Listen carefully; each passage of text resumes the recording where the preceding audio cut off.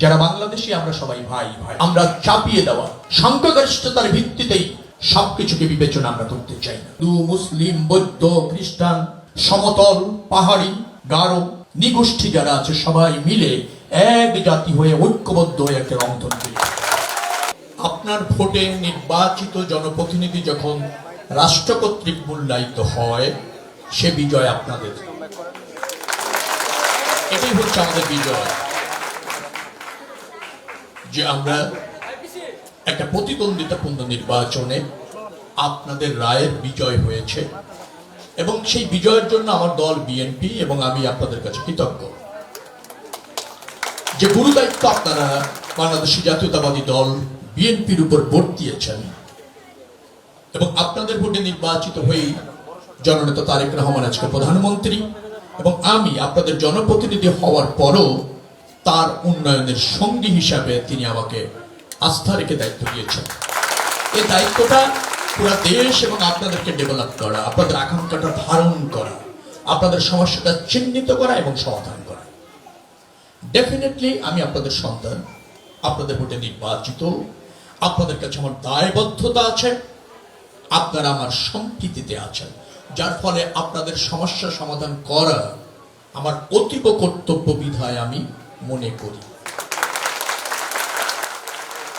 সরকারের বয়স মাত্র 1 মাস, ছুটি এসেছে আপনাদের কাছে। নিশ্চয়ই সামাজিক ভাবে আপনারা নিরাপদ আছেন। ভোট এবং ভোটের পরের এই 1 মাস নিশ্চয়ই আপনারা স্বস্তিতে আছেন। কোনো অ্যাংজাইটি, কোনো অপশক্তির তাড়না, প্রভাব এবং আধিপত্যের মধ্যে আপনারা অন্তত নেই। যদি থাকেন সেটা আমাকে জানাবেন। আমি সনাতন ধর্ম অবলম্বী ভাইদেরকে বলতে চাই, আমার দল এবং আমি এবং আমার নেতা জনাব তারেক রহমান, আমরা সম্প্রীতিতে বিশ্বাস করি। আমরা ঐক্যবদ্ধ জাতি।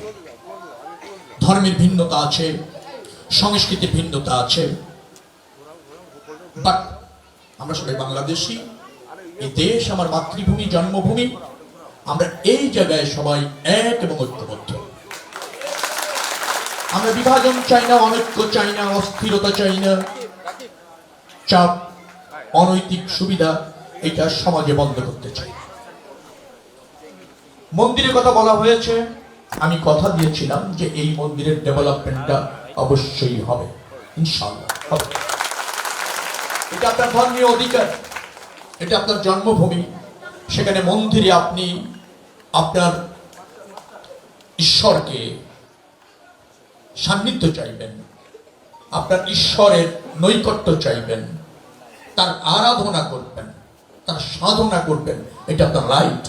এবং রাষ্ট্রের দায়িত্ব রয়েছে, এই এলাকার জনপ্রতিনিধি হিসাবে আমার দায়িত্ব রয়েছে, ইভেন এই সরকারের দায়িত্ব রয়েছে, সেটা অবাধে পর্যাপ্ত সুযোগ সুবিধা নিয়ে যাতে আপনারা চর্চা করতে পারেন সেটা নিশ্চিত করা।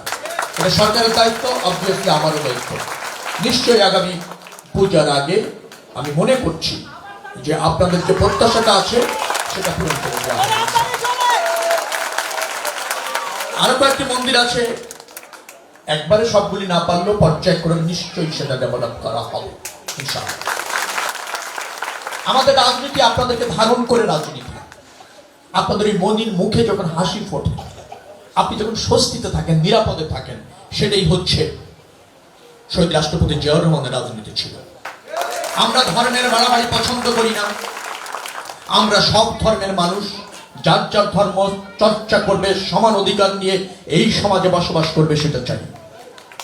আমরা চাপিয়ে দেওয়া সংখ্যাগরিষ্ঠতার ভিত্তিতেই সবকিছুকে বিবেচনা আমরা করতে চাই না। আমাদের কথা স্পষ্ট যে আমরা রংধনু শুনেছেন, আমাদের নির্বাচনে ইশতেহারে ছিল রংধনু নেশন আমরা প্রতিষ্ঠিত করব। রংধনু নেশন মানে কি? রংধনু এত সুন্দর লাগে কেন? 7টি বর্ণ দেখবেন এক পরপর একটা স্তর তৈরি করে চমৎকার। বিশেষ করে বৃষ্টি পরে সূর্য যেদিকে থাকে তার অপর দিকে একটা রংধনু তৈরি হয়, দেখতে চমৎকার। 7টি বর্ণ এক হয়ে একটা সৌন্দর্য তৈরি করে। আমরাও হিন্দু, মুসলিম, বৌদ্ধ, খ্রিস্টান, সমতল, পাহাড়ি, গারো, নিগোষ্ঠী যারা আছে সবাই মিলে এক জাতি হয়ে ঐক্যবদ্ধ হয়ে একটা রংধন তৈরি করি।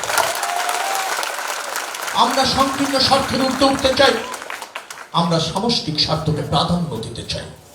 যারা বাংলাদেশি আমরা সবাই ভাই ভাই, আমরা বাংলাদেশি, বাংলাদেশ আমাদের প্রাণ এবং সবার আগে বাংলাদেশ প্রতিষ্ঠিত করা আমাদের দর্শন, এটাই হচ্ছে আমাদের মূল জায়গা। পানির পাম্পের কথা বলেছেন, ডেফিনেটলি আমি ঠিক বুঝিনি বক্তব্যটা কেমন, আমি খোঁজ রাখবো। পানির ব্যাপারে নিশ্চয়তা না করে ডেফিনেটলি পাম্পের উপর দিয়ে রাস্তা যাবে না। পানির বিকল্প যদি রাস্তা ওখান থেকে করতেই হয়, আমি ঠিক জানি না প্রকল্পটা কিভাবে যাচ্ছে।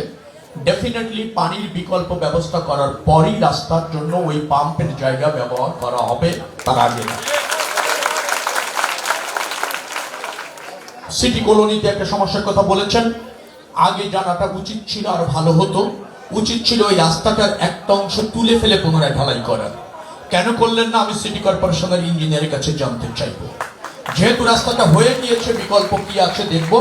সুয়েরাজের পানি কোনো অবস্থাতে মন্দিরের কাছে যাবে না, এটা যাওয়া উচিত না, যেটা দেওয়া হবে না। কিন্তু আপনাদের প্রতি একটা কৃতজ্ঞতা আমার হিন্দু ভাইদের প্রতি আছে, সেটা হচ্ছে আপনারা আমাদেরকে সত্যিকার অর্থে মন থেকে গ্রহণ করেছেন এবং আপনাদের ভোট আমরা পেয়েছি। ভোট হচ্ছে ভিন্ন মাত্রার ভালোবাসা, স্বাভাবিক মাত্রার ভালোবাসা না।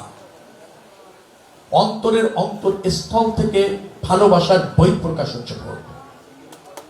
ভোটটা বড় স্যাক্রিফাইস না, কিন্তু ভালোবাসার নিদর্শন, যেটা আপনারা দিয়েছেন আমাদেরকে, আমার দলকে। আমার দল এবং আমি আপনাদের কাছে কৃতজ্ঞ। কোনো অমর্যাদা আপনাদের ভোটের আমরা করব না, কোনো অমর্যাদা ইনশাল্লাহ হবে না।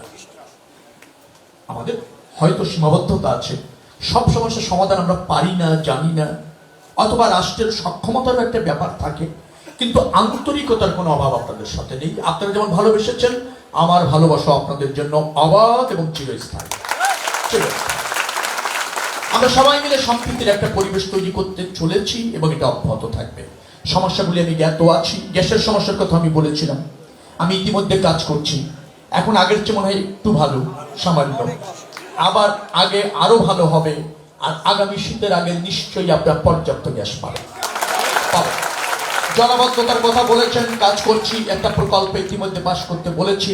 যদি ওই প্রকল্পটা অলরেডি এস্টিমেট করে, যেটাকে বলে এলজিআরডি মন্ত্রণালয়ের মাননীয় মন্ত্রী আমাদের মহাসচিব মির্জা ফখরুল ইসলাম আলমগীর সাহেব নিজে এটা ফরওয়ার্ড করে অর্থ মন্ত্রণালয়ে পাঠিয়েছে।